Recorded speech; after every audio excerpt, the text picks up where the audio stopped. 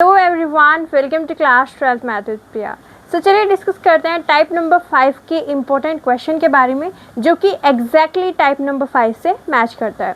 Type number 5 क्या है, हमने लास्ट क्लास में देखा था। If function is continuous at A given point, हमें फंक्शन क्या है, कॉन्टिन्यूस गिवन है।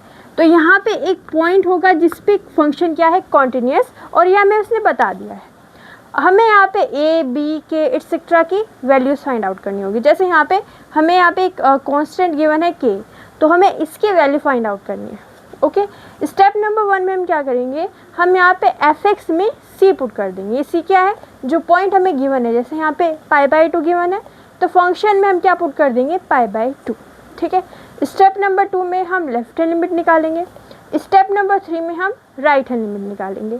अब ये जो हमारे पास left hand limit and right hand limit है, इसको निकालने के लिए हम फंक्शन को डिसाइड करेंगे। क्यों? क्योंकि फंक्शन कैसा है, ब्रांच फंक्शन है, यानी कि यहाँ पे x की डिफरेंट वैल्यू के लिए फंक्शन क्या हो रहा है, डिफरेंट। ओके, तो इस क्वेश्चन को देखते हैं, question number 26 of exercise 5.1। Question क्या है, find the value of k so that function is continuous at indicated point. तो हमें यहाँ पे फंक्शन क्या गिवन है, कॉन्टिन्यूस, ये इसने पहले ही बता दिया है। अब यहाँ पे जो पॉइंट है, इंडिकेटेड पॉइंट है, वो क्या है, x is equal to π/2। Okay, ये क्लियर है। तो यहाँ पे जो हमारे पास पॉइंट है वो क्या है, π/2 है, और इस पे ये फंक्शन कैसा है, कॉन्टिन्यूस। अगर ये ऐसा है तो ये जो k लिखा हुआ है, इसकी वैल्यू बता दीजिए, ये हमसे क्वेश्चन कह रहा है। ओके, अब क्वेश्चन क्लियर है, तो स्टेप नंबर 1 देखते हैं। स्टेप नंबर 1 में हम क्या करेंगे, c को फंक्शन में पुट कर देंगे। ओके, तो हम यहाँ पे क्या निकालेंगे, f π/2, यानी कि जो भी फंक्शन है उसमें x यहाँ पे क्या पुट करना है, π/2।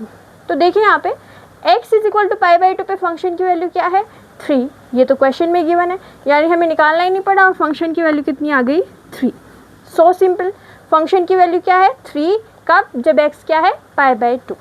तो फर्स्ट स्टेप इजीली हो गया, क्योंकि हमें ये गिवन था। स्टेप नंबर 2 क्या है, लेफ्ट हैंड लिमिट निकालिए, और अगर ये तीनों इक्वल आ जाती है तो फंक्शन कॉन्टिन्यूस होता है, और ये हमें गिवन है तो हम इनको इक्वल लेके चलेंगे। ठीक है, तो लेफ्ट हैंड लिमिट निकालते हैं। तो चलिए अब लेफ्ट हैंड लिमिट निकालते हैं। लेफ्ट हैंड लिमिट कैसे निकालेंगे बताइए। यहाँ पे आता है लिमिट x टेंड टू, देखिए यहाँ पे मैंने लिखा हुआ है स्टेप नंबर 2 में, limit x tend to c negative. अब c क्या है, यहाँ पे c है π/2, यस, तो c की जगह पे हम क्या पुट कर देंगे, π/2। तो यहाँ पे पुट कर देते हैं π/2। अब यहाँ पे आता है ऊपर नेगेटिव का साइन, ये केवल ये इंडिकेट करेगा कि ये लेफ्ट में है, c के लेफ्ट की है। अब यहाँ पे आएगा f(x), यानी कि हमारे पास जो भी फंक्शन गिवन है वो। ओके, अब यहाँ पे f(x) की वैल्यू पुट कर देते हैं। तो बताइए f(x) क्या आएगा, limit x tend to π/2 negative, f(x) क्या होगा। तो जब π/2 नेगेटिव है, इसका मतलब ये हमने भी देखा कि π/2 के लेफ़्ट की वैल्यू है। ओके, तो π/2 के लेफ़्ट की वैल्यू है, इसका मतलब ये है कि वो π/2 तो नहीं होगी, π/2 से कुछ कम होगी, बट π/2 एग्जैक्टली नहीं होगी। तो x इज इक्वल टू π/2 पे तो 3 वैल्यू दे रहा है, बट जब x π/2 के इक्वल नहीं है, ठीक है, तब क्या है फंक्शन की वैल्यू, ये। स्टेप क्लियर है, π/2 नेगेटिव है, मतलब π/2 के इक्वल नहीं है। अगर π/2 के इक्वल नहीं है तो फंक्शन की वैल्यू क्या होगी, ये तो मैं क्वेश्चन में बताया है। तो x इज इक्वल टू π/2 पे ये है, x नॉट इक्वल टू π/2 पे फंक्शन क्या है, ये।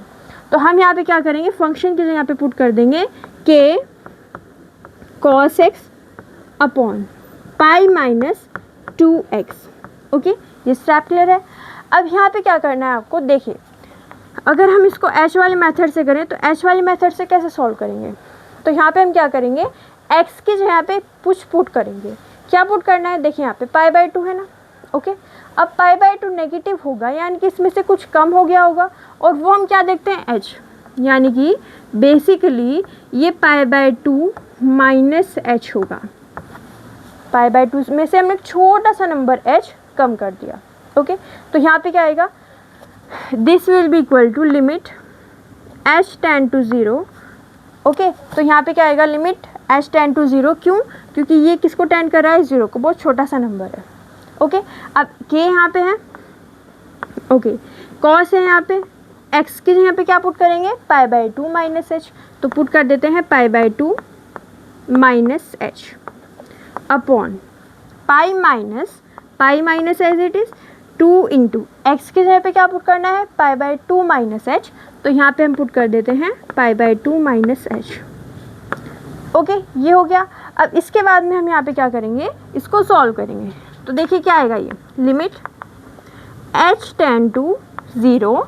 अब इसको सॉल्व करते हैं। cos pi by 2 minus H क्या होगा, cos pi by 2 minus theta क्या होता है, साइन थीटा। तो यहाँ पे क्या आएगा, थीटा की वैल्यू क्या है h, तो ये क्या हो जाएगा साइन h। सो k into sine h। Okay, divide में क्या आएगा पाई माइनस, इसको मल्टीप्लाई कर लेते हैं। तो इसको मल्टीप्लाई करेंगे तो 2 से 2 कैंसिल आउट, तो यहाँ पे क्या मिलेगा माइनस 2 पाई। ओके, माइनस माइनस प्लस 2 का मल्टीप्लाई हो जाएगा, तो ये क्या हो जाएगा प्लस 2h। यहाँ पे 2 से 2 कैंसिल आउट हो गया, तो क्या मिला हमें पाई। ओके, इसको मल्टीप्लाई किया तो ये क्या हो गया प्लस 2h। अब इसको आगे सॉल्व करते हैं। तो यहाँ पे पाई माइनस पाई तो 0 हो गया, ये हमारे पास बचा है, इसको देख लेते हैं। तो यहाँ पे आइए देखते हैं क्या होगा, इसको हम रफ कर देते हैं यहाँ से। ओके, तो यहाँ पे क्या आएगा, देखिए limit h tend to 0। Okay, ये क्या आएगा k साइन h, डिवाइड में हमारे पास क्या आएगा 2h। ओके, तो यहाँ पे हमारे पास क्या है k sign h upon 2h।